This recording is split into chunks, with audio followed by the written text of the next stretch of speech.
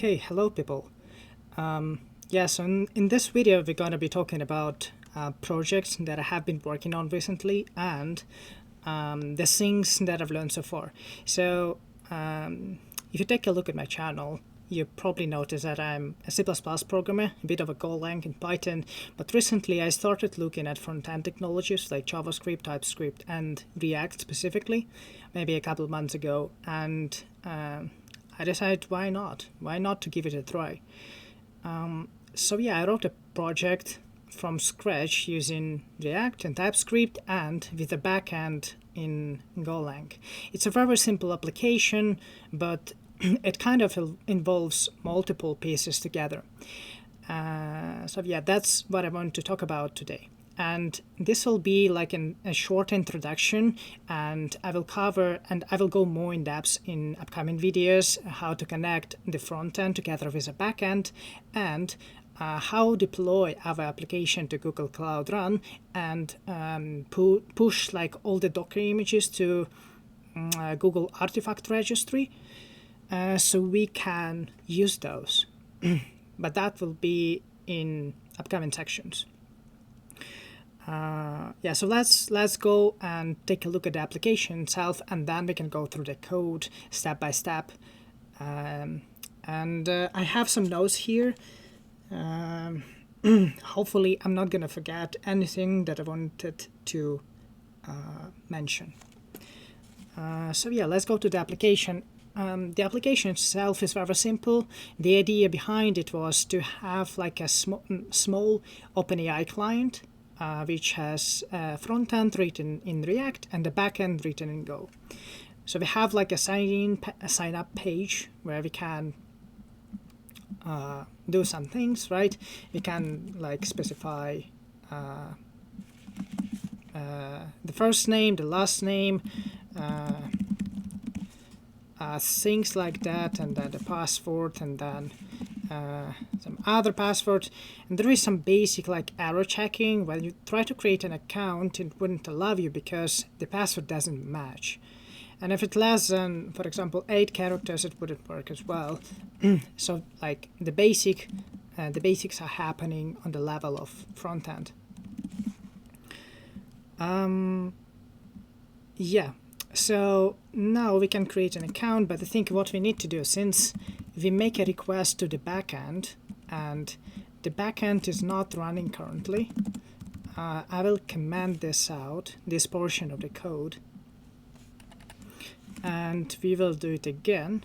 So, and this is like the core functionality of this application. It gives you like a page where you can enter some questions. Hello. Write me hello world in JavaScript to the OpenAI, and you can send a request. And as you can see right now, it just duplicates the message, because we don't make a request to the backend. We just duplicate the message because the backend is not running. It's not connected with the front end, and I will show you how to do it in upcoming videos, right? But that's what I want to show you. And there are a couple of endpoints or pages. So for example, you can switch between sign up and sign in pages. If you already have an account, you just log in. If you don't, you use a sign up button and fill in all the information, and then you can go to OpenAI route like this and interact with your with OpenAI model using your own client. So that's pretty much it. And let me uncomment this code. I just do it like this, and so we can go through it together. What I have here, it's just a basic React plus TypeScript project, which has ESLint with my custom configuration. And yes, I forgot to mention, I will put all the links in the description so you can take a look at those and explore on your own and play around with this project, and why not. So I have like an ESLint configuration Then I have prettier to format all the TypeScript code that I write. And then I think I have Husky here, which is I use as in order to like specify pre-commit hooks. And how that works is I have like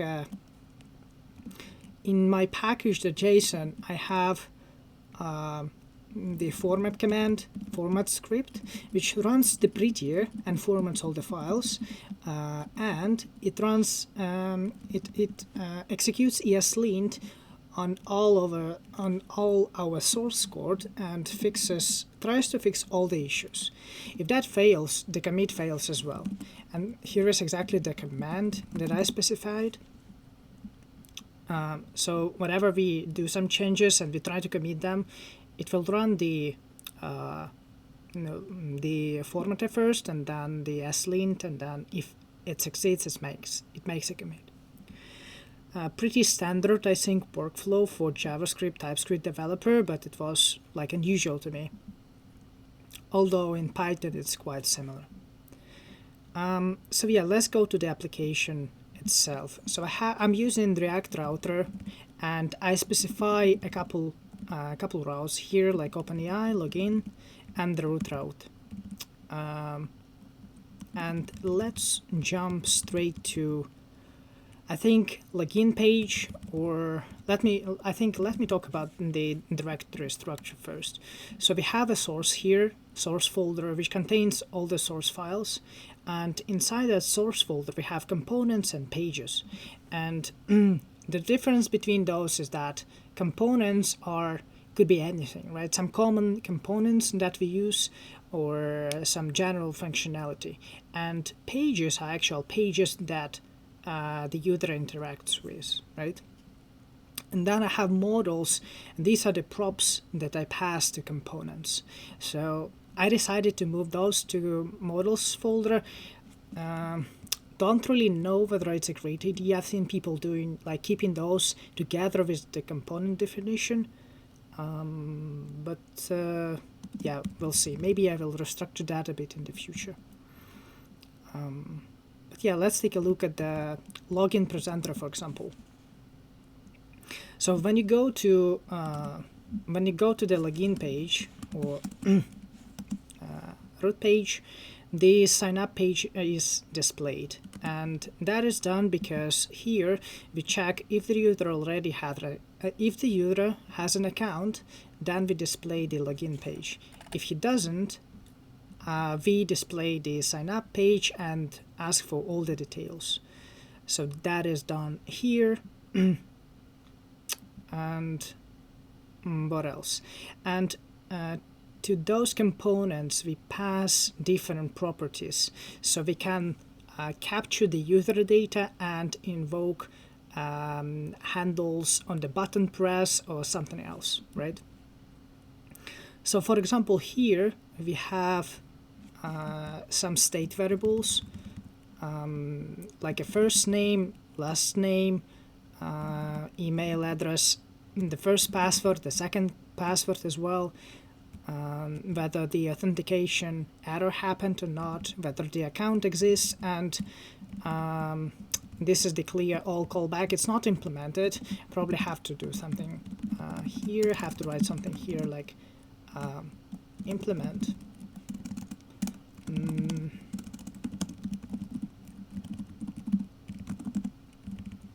Okay, and then we have login, handle login, callback, and and we have handle sign up callback.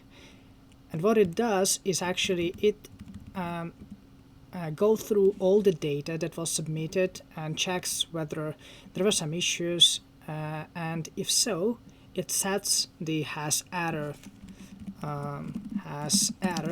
to true, and that's what I said, that the front end is not complete fully. So the idea is that we set has error to true if we discovered an error. And probably have to make a space here. Okay, like this. And if we have an error, we display to the user. Otherwise, what we do is we make a request to the backend and submit all the data, and then we process the response and go to the OpenAI page, redirect to OpenAI page. The same is true for sign up, exactly the same logic, right? We do the request to the backend in order to sign up the user, and then we process the response, and then we redirect the user to OpenAI. So pretty simple. And yeah, let's take a look at login view. So login view is so it uses like a React functional component, and this is the type of properties that we pass to that functional component. And it's just a form that we submit, which involves some user data, which in this case is email, password, and then it has a button, and when you press the button, it invokes the login handler and processes all the information. And the same is true, I think, yeah, and here we have a place where we ask the user, okay, so do you have an account? If you don't, then you have to go to sign up page. If you do, you have to go to sign in page. So that's pretty straightforward. And the same is true for the sign up, exactly the same logic. It's a functional component which uses sign up props, which is an interface, TypeScript interface, has some fields like first name, second name,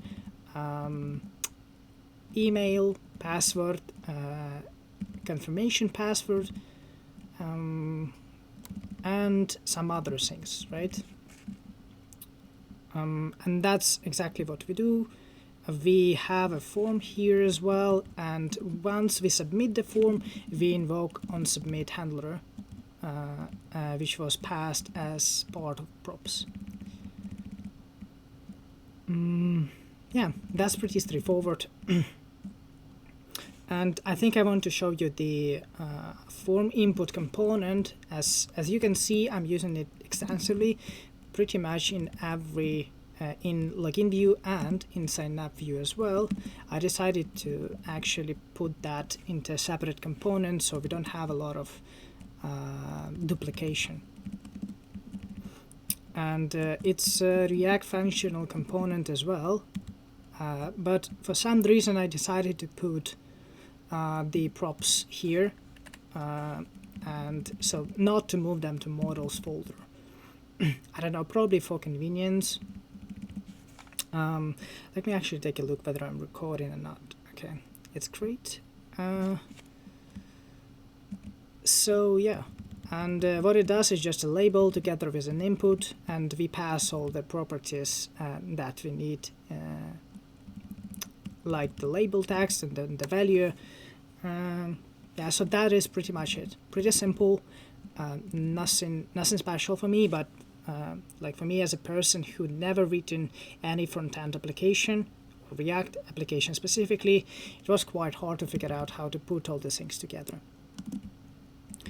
And here I have the OpenAI page, which you can see here. And what it does is it has two state variables, OpenAI result and OpenAI question. And when you write the text and submit the send request button or press the send request button, the handle submit callback is invoked. And what it does, ideally, it makes a request to the backend, and the backend makes a request to the OpenAI model. But in this case, as you can see, we just duplicate the word, so we just set this variable to what we have submitted, right? Yeah, and it is pretty simple as well. As you can see, it has two text areas, the first one, and the second one. And it has an onSubmit handler as well, and the button, which is when pressed, it invokes the submit handler. So it's essentially the form which contains two text areas and the button. So pretty simple. Yeah, I think that's pretty much it about the front end. There is not much to it really, and I think we can jump straight to the back end and take a look at that, because I think it's more involved. So as I said before, the backend is written in Golang because I really enjoyed this language and I want to combine like multiple technologies and practice both, like using the TypeScript with React and the Golang. So what you can see here is the structure of the project, and first of all, let me console it, and in order to run the whole backend, you just use sudo docker compose up, and that will run by default. That will run the Postgres as a backend system and an actual application itself. Now, the most important thing is how to configure the backend is this N file, and you can switch between multiple NoSQL databases and the Postgres for persistent user data, right? Because when the user specifies the data on the front end, what happens is that we submit all the data and we store that data in the backend. And that could be either a MongoDB or a Firestore from Google or the Postgres. And if you specify, for example, the Postgres URL should be available. And the same is true for other like databases. For example, if you specify the Firestore, you should define the Google application credentials, and you should mount all the credentials to your Docker container. So this is how it works. Yeah, I think that's it. I think I can go through the backend interface. So it's pretty straightforward. You have the database controller. And what it does, it has like add user, get user by email, and get user by ID. And I probably should keep one of those, but I decided to go with two and see how it goes. And then we have the close method, which just close the database connection, whatever the database, whatever the underlying database it is. And if you take a look at, for example, Firestore implementation, and let me remove this.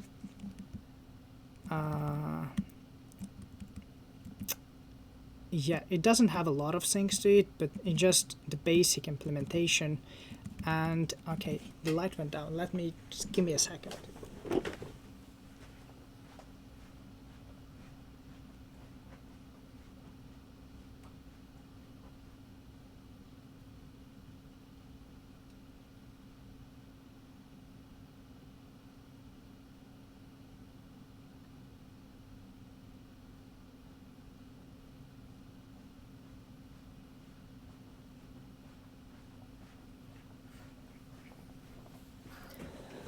Okay, I'm back.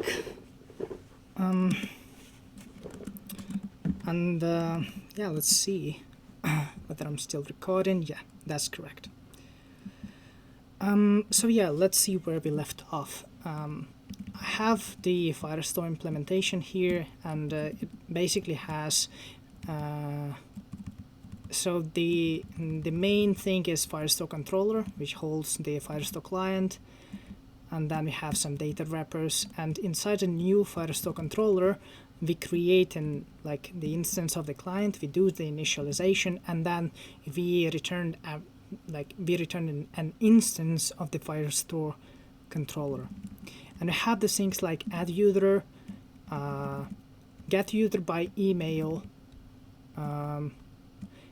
and get user by ID, and this one is not implemented, right? And those are just simple queries to the Firestore in order to get the document. The same is true about MongoDB and with Postgres. So the for the Postgres, I use PGX kind of driver, and the Postgres controller, it holds the context timeout and then has like the pointer to the PGX pool, an instance of the PGX pool. Yeah, exactly, and we have to implement all the interface methods like with the previous backend using the Firestore. We have the new Postgres controller where we initialize all the things. We get the Postgres URL from the environment variable and we set up the config, and then we create an instance of the Postgres controller. So nothing special here, and then we implement all the functions. In the beginning, when we initialize the Postgres controller, what we do is we make a query to in order to create a table of users, which has an ID, the first name, the last name, the email, the password, the country, the city, and the country code, right? And ID is the primary key.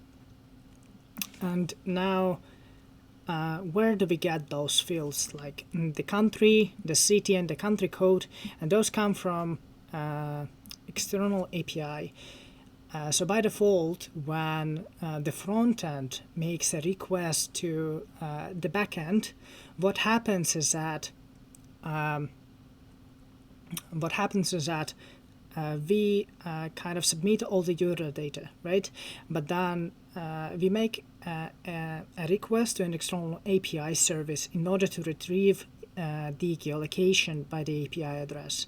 And that geolocation information includes things like country, the city, where the user came from, the country code, etc. And then we store all the things in the database. So that has to be clear for now. And for example, I have here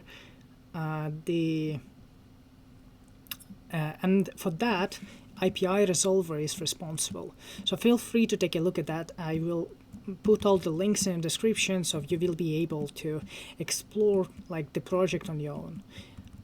So I'm using the IP Flare service, but you can use whatever you want, and just make sure that you define all the environment variables and purchase an API key.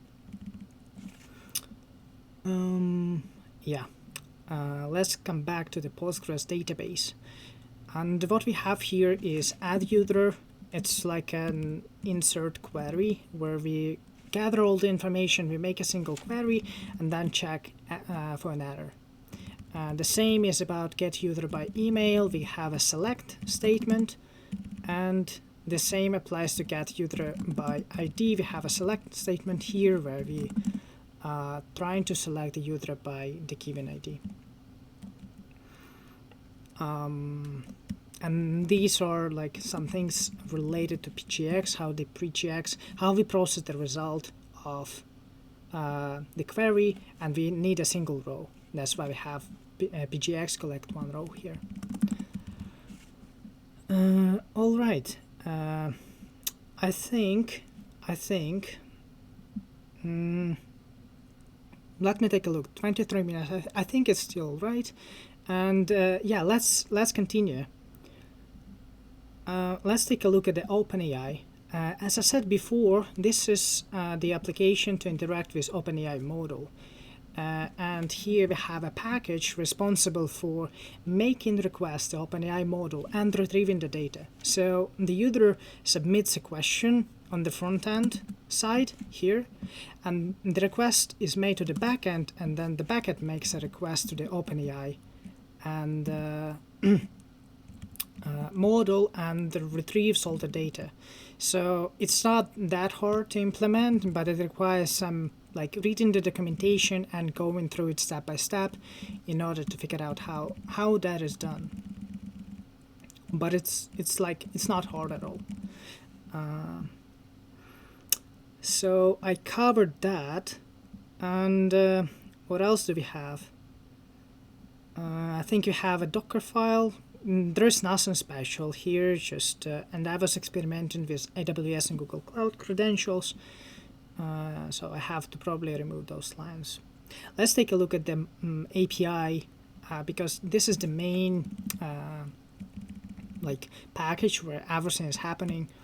We have the main structure, which is an app, which has multiple clients for Fiber client, in order to and this responsible for this is basically our HTTP server, because under the hood this application uses the Express-based framework Fiber, and I'll leave the link in the description so you can take a look as well. It has an OpenAI client, and it has an API resolver client in order to get the geolocation of the user. It has the authentication manager because OpenAI endpoint is protected, and in order to actually request, in order to ask the model, you have to log in first, and the backend generates the access token and the refresh token. And then, when you make a request to the OpenAI endpoint, that data, that token, access token, will be validated.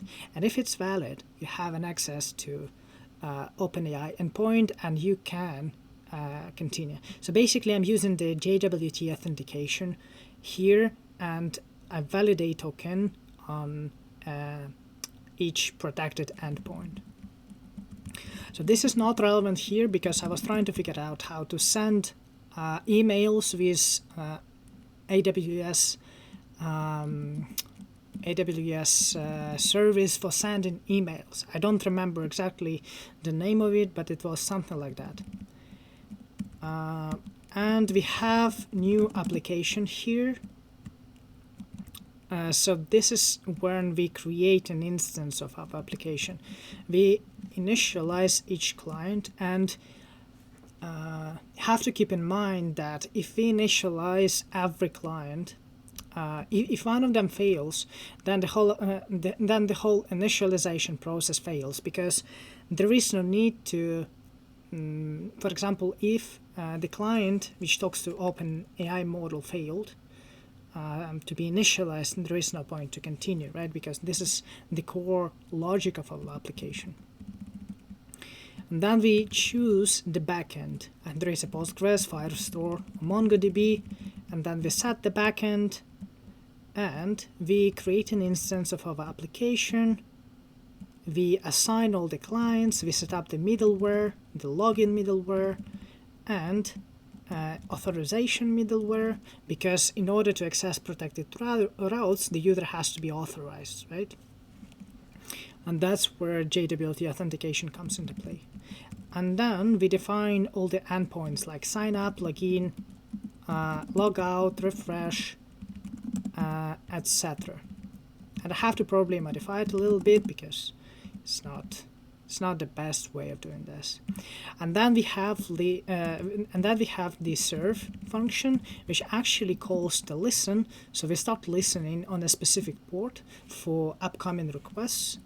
And then we have the shutdown function, and what it does is just shuts down the server gracefully, right? And first of all, it closes the underlying database connection. So pretty simple. And I think I separated the logic into routes and components, controllers, I'm sorry, but I haven't done everything, I think. So if you take a look at routes, we have some like OpenAI route, the route for refreshing the token, the route, for example, for login, the sign up route as well, and those invoke the controller function. I was trying to encapsulate the business logic inside controllers So probably like in the future we can replace Fiber with something else, use a different HTTP server. That's pretty much it. And then we have the authentication manager, which I think is pretty important, but it's not that hard. If you have done JWT authentication in Golang at least once, you're kind of familiar with how it works. So it's not like that hard. And I think we can cover it in a separate section in the upcoming videos, more in detail of how it works. So just give me a note in comments whether you want to see it or not. Yeah, so this is pretty much it. That these are like the main things that I want to cover. In the first introductory video, I think I did everything correctly. The front-end part, the back-end part, and we have talked about ESLint and Prettier, which is alright as well. I mentioned that we'll deploy the application to Google Cloud at the end, and using our Docker images and see how it all functions together, and how to connect the front end with the back end. Yes. Okay. So I think it's gonna be it for today, and hope you enjoyed that. And I will publish all the things so we can take a look and play around with the code on your own and explore it. So yeah, that's gonna be it. Take care.